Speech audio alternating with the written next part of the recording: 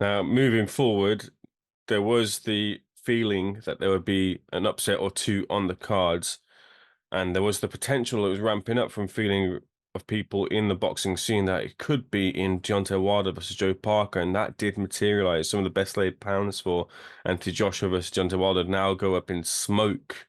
Although Deontay Wilder has said that he will be returning to the ring, and AJ said, look, he's still open to the fight with Wilder. But focusing on Joe Parker and his performance, it's a tightrope walk when it comes to Wilder, but maybe it might not have been the versions of Wilder we've seen before in the ring, not taking too much away from his performance, though. Yeah, you don't want to take anything away from Parker. It, and do you know what? Credit to Josie Parker and kind of guy he is. I saw his press conference afterwards, and he actually said that maybe the inactivity on Wilder's part, and also what Parker and Andy Lee did together, Yeah. was the main factors in Wilder's downfall, and I think that's a fair comment. You can't say that inactivity at that age, inactivity at a young age is bad. But for fighters as they get older, and they don't want to admit this, but as fighters are getting older, you're 36, 37, 38 years old. When you're inactive, that hurts you a lot more, you know? But Parker, for me, under Andy Lee, is improving so much. His boxing IQ is improving. Listen, when you can improve somebody's IQ, they become a better boxer anyway.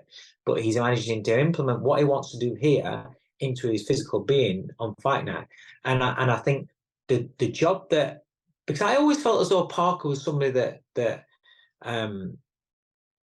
didn't quite trust himself in his big moments earlier on in his career. And I'll revert back to when Derek fought Parker.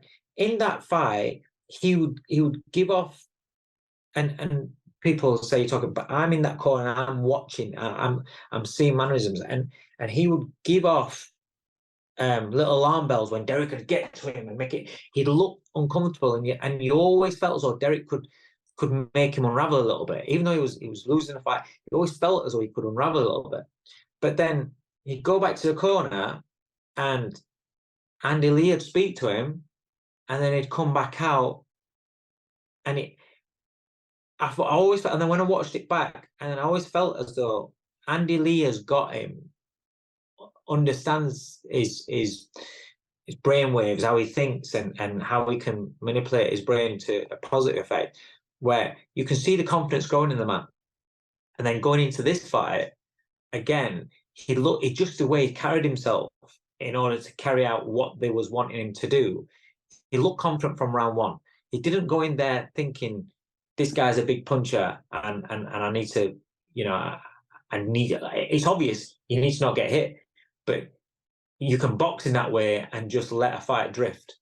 And I thought he took the fight to Wilder, and Wilder was strange. That was strange for me. I'll be honest with you, the clips over the last couple of years that I've watched, the training clips of Wilder on the pads, on the bags, but on the pads with Malik Scott, and Malik Scott's got a very good boxing brain.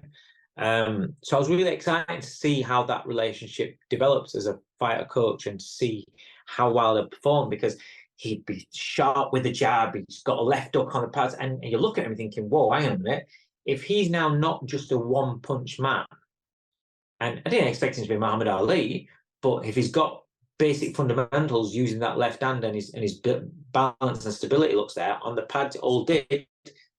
That's why he's a dangerous fighter. So I'm excited to see this version of Wilder. When it came to the fight, I don't understand. He straight on the back foot, and straight away he's shooting this jab out, like toppling over balance, and I'm thinking, what? Wow. So straight away, his legs to me look like the shot. Listen, he's never had great balance, but he just looked worse. But he looked terrible. I thought he looked terrible. And And the fact that he never really went for it, it's not like Parker was running and he couldn't find him. Parker was there, Yeah. but he couldn't get the range on the jab. He couldn't get his distance. Couldn't forget the right hand. There was nothing there. And then when he did start panicking that last round, start trying to throw, it was just terrible. So yeah, I think obviously we always say it, and we always say it. Anyone can look good on the pads. Anyone can look good on the pads. Fighting's different. But yeah, that was a big, like I said, I've been looking forward to seeing how Wilder had developed under Malik Scott there. But he just didn't do anything that you could see that the clips of what they were doing in training. And sometimes that's just the fighter can't do it, and they can't do it. Or at 38-year-old, you've got to think about the hammer that he took off of Tyson Fury. Yeah. Now, Tyson Fury might not be the biggest puncher in the world, one-punch knockout man, but you're talking a guy that's like 18 to 20 odd stone, whatever he is, landing, thudding shots quite regular throughout the 3 fights.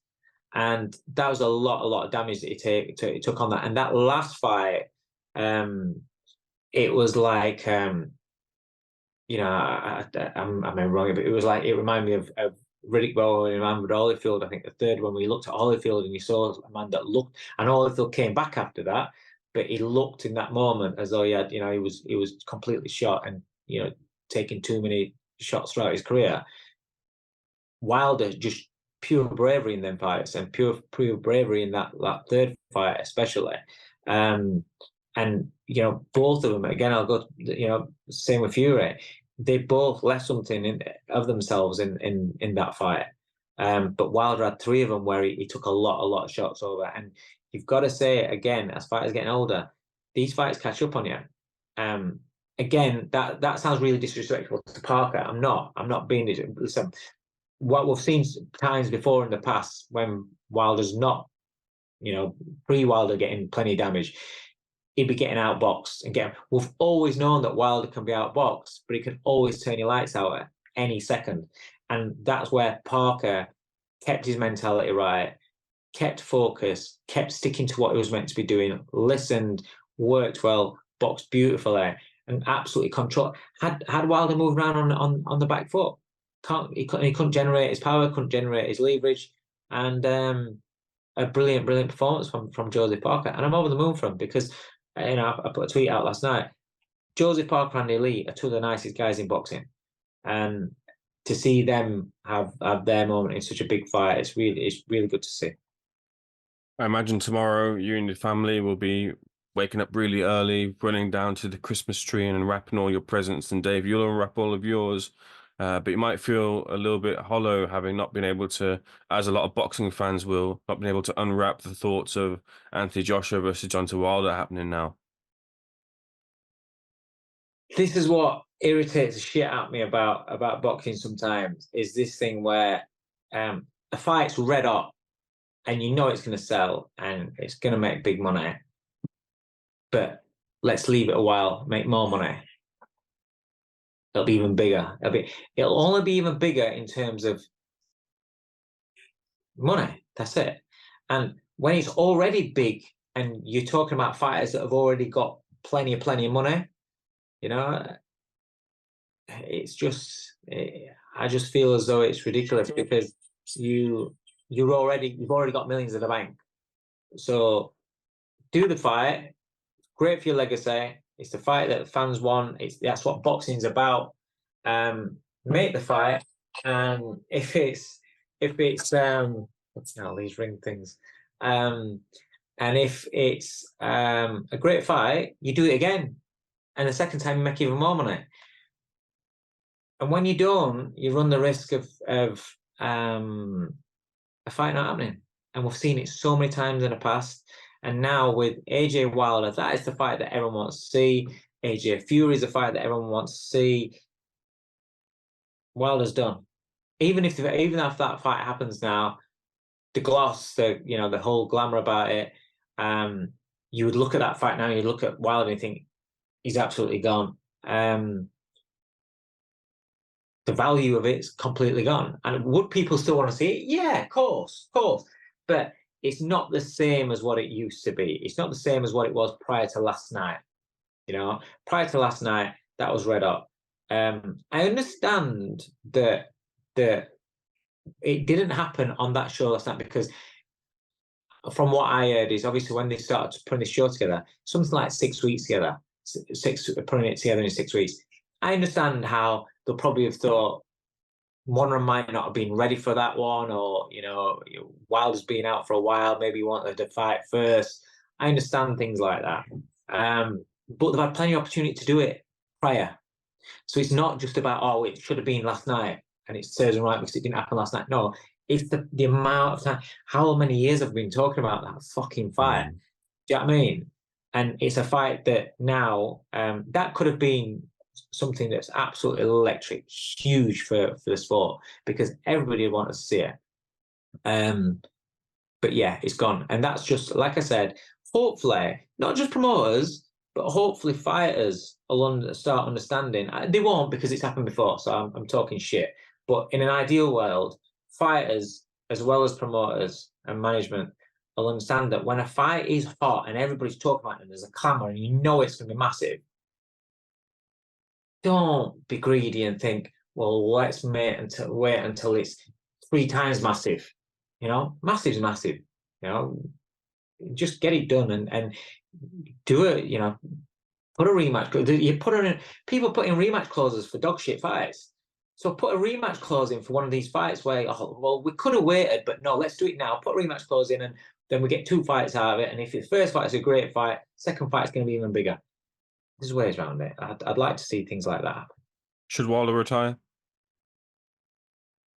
I feel right. Yeah, obviously the same sort of thing you see people going, "Oh, he was never any good." Listen, everybody knew that Wilder wasn't a good boxer.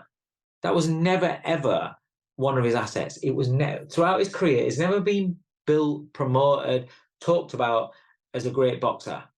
He's always been talked about some fucker that can turn your lights out at any given second. He's one of the very, very few people in this sport, really throughout history, but especially in the modern sport, that have got that presence about him where you cannot take your eyes off him because no matter what's happening, he might end the fight at any time throughout those 36 minutes. Yeah. He's that kind of guy. And that is what he's been sold on. And that is what his career's been built on. And you can't discredit him for bringing that excitement to the sport. He's been a great servant, ambassador for the sport in them terms. Even some of his trash talk, even though sometimes it's out of order, but his personality, his charisma, the whole bomb squad, just how he had always been an asset to the sport where eyes have come on it. People on the street know about him, so don't discredit all that and the life that he's built for himself through the sport. Listen, remember, he got into boxing because of his daughter. Yeah. I think she got cerebral palsy or something like that. I can't remember. But he wanted to provide a life for his daughter. Mate, what a life he's provided, for her and the rest of his kids if he's got more kids. He's really, really made something of his life, and he's given a lot of excitement to boxing fans throughout. That trilogy with Fury is a historic trilogy. Yeah. The third fight doesn't get talked about enough for just what an unbelievable shootout that was. It was just, there's no technique involved from either side. It was just an absolute war. And when people cry about fights, fights of this, fights of that, not great fight. That's a truly great fight. So I don't like seeing people just he was never built as a great boxer. So yes, he wasn't the best boxer, but did he bring excitement to the sport? He's one of the most exciting we've had for a long, long time. Should he retire? That's down to him. Can he? The interview afterwards, it sounded like a guy that's content, that's happy with what he's done with himself in the sport. Yeah. I think that's a dangerous position to be in as a fighter, because especially in that division, in any division, but in that division. Because if the hunger and the desire is not quite there, I always feel as though that's the time you should get out. Once a fighter starts questioning, should I retire? Or, I've achieved it, and starts looking at the achievements and thinks, yeah, I'm happy with that, then it's quite dangerous. But I don't know. I would like to see him retire because I wouldn't want to see him just get trashed. I would say retire, but I know he's put out an Instagram post and he said it's not over. So I don't know.